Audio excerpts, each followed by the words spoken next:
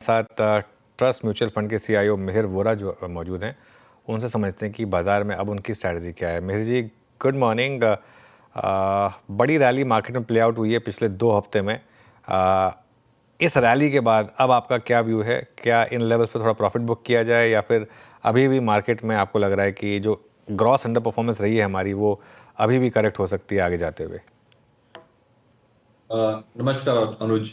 अनुज, काफी डिपेंड करता है हमारी जो ट्रेड नेगोशिएशंस हैं उसके आउटकम पे, क्योंकि अभी भी जो टैरिफ्स लगे हुए हैं यूएस में वो काफी स्ट्रिंजेंट है।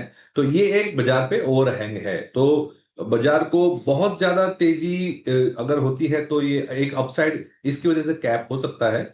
उम्मीद तो यही है कि नवंबर तक ये मामला सलट जाएगा, निगोशिएशन हो जाएंगे, क्योंकि भारत और अमेरिका दोनों के हित में नहीं है ये कि ये इश्यू लंबा चले।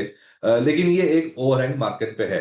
तो ये एक, मैं कहूंगा, जो कॉशियस साइड पे है, मार्केट को जो कैप करेगा वो एक फैक्टर है।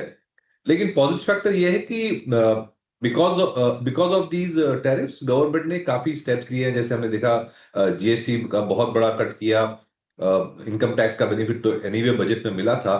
तो उससे डिफॉल्ट जो उम्मीद बन रही है कि सेकेंड हाफ में जैसे ही दिवाली का सीजन आएगा, बिजी सीजन आएगा, और जिस तरह से जीएसटी कट हुए हैं, तो एक कंजम्पशन को अच्छा बूस्ट मिल सकता है और सेकेंड हाफ इंडस्ट्री और बाजार के लिए अच्छा रहेगा।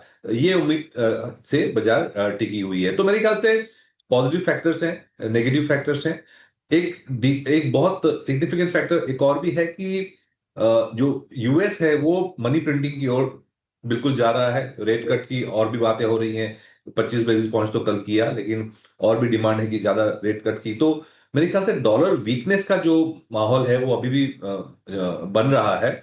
और जिस तरह से डॉलर वीक होता रहा, तो मुझे लगता है कि इंडिया में भी फॉरेनर्स का पैसा आते रहेगा, जो कि हमने देखा है कि पिछले काफी महीनों से नेगेटिव चल रहा है एफआईआई फ्लोज। तो अगर डॉलर वीकनेस बरकरार रही और अगर इमर्जिंग मार्केट्स में पैसा आने लगा, तो मेरे ख्याल से एक जो डोमेस्टिक इंस्टीट्यूशन का तो सपोर्ट है ही, एफआईआई का भी सपोर्ट मिल सकता है बाजार को। तो ये मेरे ख्याल से थोड़े पॉजिटिव्स थोड़े नेगेटिव्स करके बाजार में एक संतुलन है, मैं कहूंगा, फैक्टर्स का। तो ये माहौल में मुझे लगता है कि स्टॉक पिकिंग करना ज्यादा इंपॉर्टेंट है।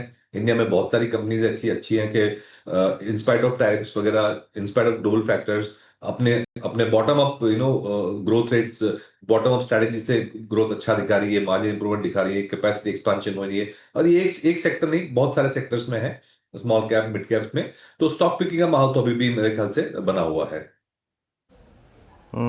मेघ जी नमस्कार, वीरेंद्र बोल रहा हूँ। ये कभी भी जब बाजार में मूव आता है, इस बार कभी आप आज का मूव देखिए, कल का मूव देखिए, विदाउट बैंक निफ्टी के कंट्रीब्यूशन के नहीं आता है। और मुझे मालूम है आप जब चुनाव करेंगे बैंकों में तो वो देखेंगे कहाँ पे आपको वैल्यूएशंस का स्पेस नज़र आ रहा है। सिंस एक चीज़ अभी स्ट्राइक कर रही है, आई मीन एफआईएस की बाइंग का रिज्यूम होना, वो हमेशा प्राइवेट बैंक्स में एक मूव लेके आता है। बट वैल्यूएशंस का स्पेस कहाँ नज़र आ रहा है आपको? पीएसयूज में, प्राइवेट में आपकी चॉइस क्या है इस वक्त? बैंकों में जहां आप लोगों ने थोड़ा एडिशन भी किया है? बिल्कुल। जिस तरह से बैंक्स ने अंडर परफॉर्म किया है, करीबन 2 साल का अंडर परफॉर्मेंस हो चुका है अभी, मुझे लगता है बैंक्स में। तो at at this point in time तो प्राइवेट सेक्टर बैंक्स और पब्लिक सेक्टर बैंक्स दोनों ही अच्छे लग रहे हैं वैल्यूएशन पॉइंट ऑफ व्यू से। ट्रिगर यही कि क्रेडिट ग्रोथ कब आएगा, क्योंकि हमने तो उम्मीद की थी कि मार्च अप्रैल में जब से आरबीआई का और गवर्नमेंट का रवैया प्रो ग्रोथ हो चुका था, लिक्विडिटी बहुत अच्छी देना शुरू कर दिया था, रेट कट भी अग्रेसिव किया आरबीआई ने, और जो कमेंट्री थी वो भी अच्छी थी। तो उससे माहौल तो ये बन रहा था कि क्रेडिट ग्रोथ होए। लेकिन अभी तक जो बैंकिंग क्रेडिट है वो उसकी ग्रोथ इतनी नहीं आई है। इसलिए सेक्टर ने बावजूद ये गवर्नमेंट वगैरह सपोर्ट की वजह से भी सेक्टर ने अंडर परफॉर्म किया है। मेरे ख्याल से अगर हमारी जो थीसिस है कि सेकंड हाफ में जो है इकोनॉमिक एक्टिविटी पिकअप करेगी और ग्रोथ वापस आएगी, तो बैंकिंग सेक्टर में भी क्रेडिट ग्रोथ आना चाहिए। तो उसकी वजह से मुझे लगता है कि वैल्यूएशन तो अच्छे ही है, और ये अगर ग्रोथ का ट्रिगर आ जाएगा तो एक अच्छी रैली मिल सकती है बैंक्स में। और जैसे आपने कहा, बैंक्स सबसे इंपॉर्टेंट सेक्टर है मार्केट के लिए, सबसे ज्यादा वेट वाला सेक्टर है। तो अगर ये चलता है तो फिर मार्केट्स भी चल सकते हैं। ओके, बिल्कुल।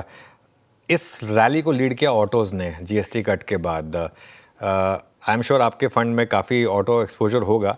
आपने उसे बढ़ाया है इस रैली में या ट्रिम किया है, और इस समय क्या व्यू है? हमारा एक्सपोजर ऑटो में तो था, लेकिन ऑटो एंसिलरी में उससे ज्यादा था। तो वो ऑटो एंसिलरी जब ऑटो अच्छा करता है तो ऑटो एंसिलरी की भी डिमांड तो बढ़ती ही है। तो वो तो हमने ऑटो एंसिलरीज का वेट तो मेंटेन किया था। ऑटो में हमने बिल्कुल थोड़ा वेट बढ़ाया है, खास करके कार सेगमेंट में।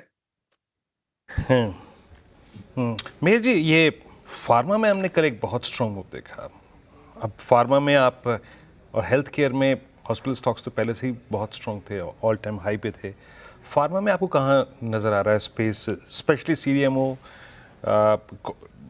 इसमें मूव विजिबल हैं? फिर आप देखिए एपीआई, कहाँ आपकी थीम क्या है फार्मा में इस वक्त, जहाँ पे आप लोग थोड़ा सा कन्विक्शन ज़्यादा होल्ड करते हैं स्ट्रॉन्ग? बिल्कुल, जैसे आपने कहा, सीडीएमओ तो एक बहुत बड़ा स्ट्रॉन्ग थीम है। जेनरिक ड्रग्स में अभी मुझे लगता है प्राइसिंग पावर अभी भी नहीं है, तो वो एक कमोडिटी है, तो वहां पे हमारा एक्सपोजर ज्यादा नहीं है। तो सीडीएमओ ऑलरेडी मुझे लगता है काफी नोन सेगमेंट हो चुका है। लेकिन तीन चार पांच कंपनीज ऐसी भी हैं जिन्होंने बेसिक आर&डी करके मोलिक्यूल्स को पेटेंट किया है, जिनकी फेज 1, फेज 2, फेज 3 ट्रायल्स चल रही हैं। तो उसमें एक अगर बास्केट बना के चले तो उसमें भी एक चांस है कि ये ऐसी कंपनीज जो basic research, molecule based research कर रही हैं, उसमें भी हमारा एक्सपोजर है। क्योंकि हमें लगता है कि अगर ये सक्सेस होते हैं एक या दो मॉलिक्यूल्स, तो कंपनी का मार्केट कैप ऐसा है कि एक मॉलिक्यूल, दो मॉलिक्यूल से भी काफी वैल्यूएड हो सकती है कंपनी के मार्केट कैप को, क्योंकि ये ग्लोबल मॉलिक्यूल्स हैं, ये मार्केट साइज बहुत बड़ी हो जाती है। तो अपार्ट फ्रॉम सीडीएमओ जो तो है ही हमारे पास, ऐसी भी हमारे पास कंपनीज हैं जहाँ पे बेसिक आर&डी हो रही है। चलिए, सीडीएमओ की बात हो गई, यहाँ पर ऑटोज़ की बात हो गई, बैंक्स की बात हो गई। इसके अलावा इस समय आप अगर अपना फ्रेश पैसा डिप्लॉय कर रहे हैं तो आपके हिसाब से मार्केट में बेस्ट थीम्स क्या हैं? मार्केट में बेस्ट थिंग्स तो डोमेस्टिक जो है वो ही है। चाहे हम कहें कि डिस्क्रेशनरी कंजम्पशन, जैसे हमने बात की, ऑटो है, सर्विसेज में होटल्स हैं, एयरलाइंस हैं, तो सारी जो डिस्क्रेशनरी कंजम्पशन वाली है, जहाँ पे जीएसटी कट से फायदा होगा, जहाँ पे इनकम लेवल्स बढ़ने से फायदा होगा, सेविंग्स बढ़ने से फायदा होगा, वो तो है ही। अ, उसके अलावा जो थीम्स है वो गवर्नमेंट स्पेंडिंग जहाँ पे स्ट्रांग रहेगी, खास करके जैसे हमने देखा कि पावर टीएनडी में स्पेंडिंग काफी रहेगी। डिफेंस में मुझे लगता है स्पेंडिंग रहेगी और शायद बढ़ भी सकती है, क्योंकि आत्मनिर्भरता का थ्रस्ट वहां पे और भी ज्यादा तेज हो रहा है। और तीसरी तीसरी जो सेगमेंट है जहां पे हमें लगता है कि प्राइवेट सेक्टर भी काफी एक्शन ले सकती है, क्योंकि ये एक ग्लोबल थीम है। जैसे कि डेटा सेंटर्स हैं, जैसे कि हमने डिस्कस किया कि फार्मास्यूटिकल्स में सीडीएमओ है, बेसिक आर&डी है।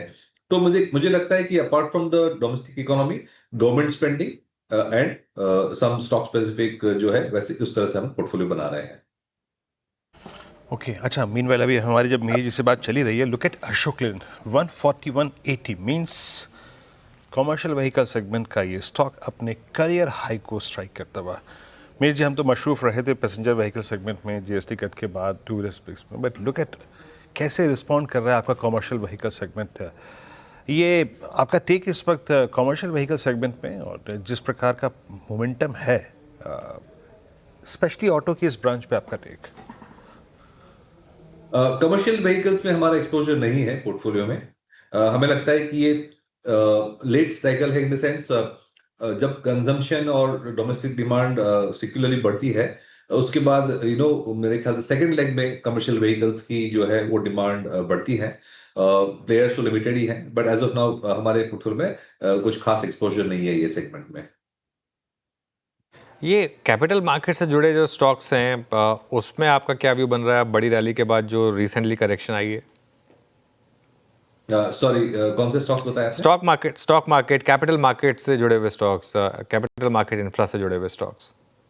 कैपिटल मार्केट इंफ्रा से हमारे जो एक्सपोजर है वो अभी भी है हमारे, लेकिन अगर हम कंपेयर करें 6 या 9 महीने पहले जितना एक्सपोजर था, उससे हमने कम किया है, क्योंकि तब ये जो कंजम्पशन वाली थीम थी वो थोड़ी वीक थी। लेकिन अब हमें लग रहा है कि कंजम्पशन की भी जो पिकअप आनी है, उसकी वजह से थोड़ा एक्सपोजर उस तरह हमने शिफ्ट किया है। और दूसरी बात यह है कि स्टॉक स्पेसिफिक अगर देखें तो F&O में जो है वो ट्रेडिंग, गवर्नमेंट का और रेगुलेटर का रवैया ये है कि भाई बहुत ज्यादा हो चुका है, तो उसमें भी हम देख रहे हैं कि थोड़े कर्व्स आ सकते हैं। तो वो थोड़े रेगुलेटरी और हेडविंड्स देख के वहां पे हमने ट्रिम करके जो कंज्यूमर कंजम्पशन वाली थीम है उसमें शिफ्ट किया है। चलिए मेहर जी, बहुत बहुत शुक्रिया आज हमारे साथ जुड़ने के लिए और इन सब टॉपिक्स पर अपना नज़रिया सामने रखने के लिए।